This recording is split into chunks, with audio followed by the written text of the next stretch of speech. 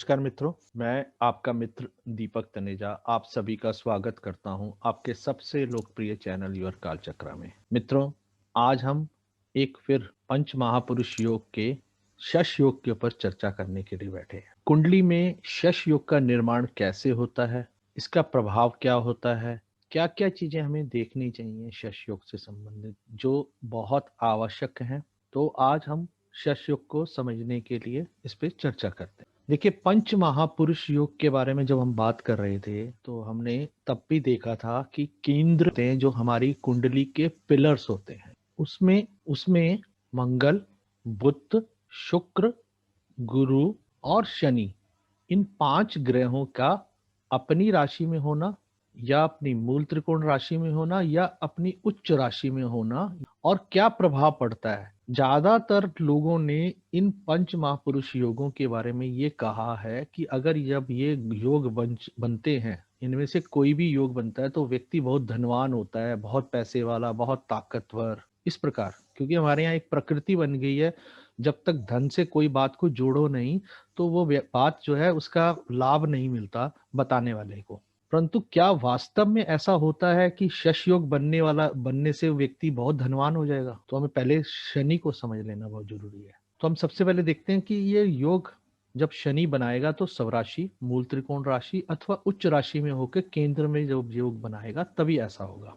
शनि ये योग मेष राशि में, वृष राशि में, मिथुन राशि में, कर्क राशि में, कन्या राशि में, तुला राशि में, वृश्चिक राशि, मकर, कुंभ में होगा तो ये योग बनेगा। यानी अर्थात इनकी लगन बनने पर कभी भी तो इनका ये योग बन जाएगा। शनि हमारा कर्म कारक है, आयु कारक है, मृत्यु को देने वाला है, रोग देने वाला है, बुढ़ापे का कारक है, अनुभव है, मजदूर है, भय है, समस्या है, दुख है, पीड़ा है, बहुत अधिक श्रम करने वाले कार्य, तपस्या, देर से सफलता, गंभीरता, रक्षक, अपमान, उदासी, अकेलापन, अंधकार, गरीबी, असफलता, उज्जड़ गवार इत्यादि का कारक है। जीवन में समस्त प्रकार के रोग जो है शनि जो देता है उसका प्रथम कारक इसे कहा गया है। साथ में सहायक कारक कोई और ग्रह हो सकता है।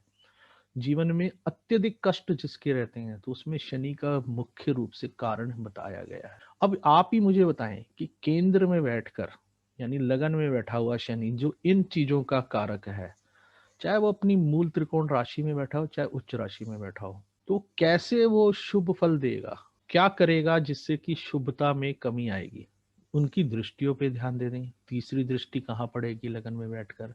जो तृतीय भाव पर, सप्तम भाव पे और दशम भाव पे। शनि की जहां दृष्टि पड़ती है उस भाव से संबंधित कारक तत्वों में समस्याएं खड़ी हो जाती हैं, दुख पीड़ा खड़ी हो जाती है। और अगर वो चौथे भाव में बैठ के करता है तो वो छठे भाव में और दशम भाव में और लगन पे ध्यान देता है तो क्या रिजल्ट रहेगा। और सप्तम भाव में बैठ के देखता है तो भाग्य भाव को, केंद्र को और चौथे भाव पे दृष्टि डालता है। और दशम भाव में बैठता है तो द्वादश भाव, चौथे भाव में और सप्तम भाव में डालता है। तो जब हम सामान्य तौर पे किसी से बात करते हैं तो वो बोलता है कि वैवाहिक जीवन में दुख हो रहा है तो आपके दशम भाव में बैठा हुए कि शनि की दृष्टि है, सब लगन में बैठे शनि की दृष्टि है। स्वास्थ्य की समस्याएं आ गई तो आपका सप्तम भाव में बैठा हुआ शनि।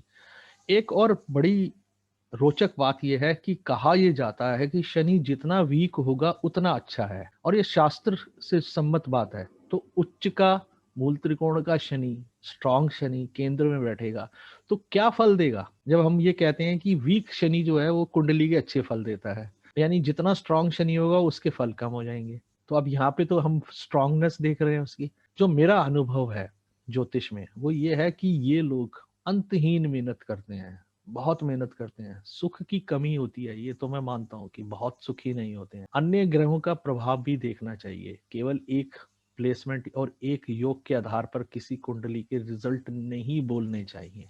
परंतु मेरा अनुभव है कि ऐसे व्यक्ति बेइंतहा मेहनत करते हैं और अंतहीन तक उनकी मेहनत रहती है। अब लेकिन ऐसे अगर इतना ही अच्छा शनि अगर केंद्र में बैठा है जिसे अच्छा बताया जा रहा है, अगर मंगल के सामने आ जाता है, मान लीजिए तुला में बैठा हुआ शनि है सप्तम भाव में और मंगल बैठा हुआ है लगन के अंदर, तो आमने सामने है, तो या तो वो व्यक्ति को टेक्निकल फील्ड्स उसको अडॉप्ट कर लेनी चाहिए, नहीं तो उस व्यक्ति को बहुत अंतहीन संघर्ष करना पड़ेगा, क्योंकि दो आमने सामने योद्धा खड़े हैं एक दूसरे को नीचा दिखाने के लिए, एक दूसरे की एनर्जीज को डिस्ट्रॉय करने के लिए। तो इस ऐसे व्यक्ति के जीवन भर अपनी पूरी क्षमता ही समस्याओं के समाधान में निकल जाएगी। अब आप ऐसे ही समय में मान लीजिए, मैं कहता हूं कि मकर राशि में मंगल है, उच्च का मंगल है और साथ में शनि बैठा है, तो क्या सेम प्रभाव होंगे जो मैंने अभी चर्चा करी वैसे वाले?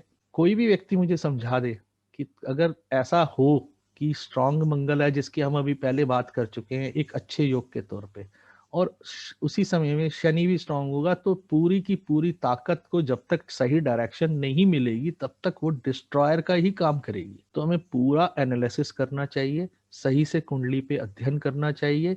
शुभ योगों से हमारे अंदर सौम्यता आती है, हमारे व्यवहार में बेहतर बेहतर होती हैं चीजें, हम अपने गुणों के आधार पे चीजों को करते हैं। लेकिन जो ये शनि और मंगल जैसे ग्रह जो हैं, ये हमें संघर्षशील बनाते हैं, हमारे अंदर ऐसी ताकत उत्पन्न कर देते हैं कि हम किसी भी विपरीत परिस्थिति का सामना करके भी अपने को आगे ले जाने में सक्षम होते हैं। ये मेरा अनुभव है। अब मेरे अनुभव से बहुत सारे लोग असहमत हो सकते हैं, उसका उनको अधिकार है। मैं यही कहूंगा कि आप अपने अनुभव के अनुसार ज्योतिष करें। मुझे मेरे अनुभव के आधार पे ये लगता है कि शनि और मंगल व्यक्ति के अंदर संघर्ष करने की क्षमता ज्यादा पैदा करते हैं, और बुध, शुक्र और गुरु योग्यताएं उनको परिष्कृत करते हैं, और उसके कारण से उस व्यक्ति के कार्य आसानी से बनते हैं। ये मेरा अनुभव कहता है। ये मेरा मोबाइल नंबर है और ईमेल एड्रेस है। आप में से किसी ने भी मुझसे नाड़ी ज्योतिष सीखनी हो, मेडिकल एस्ट्रोलॉजी सीखनी हो या कंसल्टेंसी लेनी हो तो मुझे डायरेक्टली संपर्क कर सकते हैं। नमस्कार, धन्यवाद।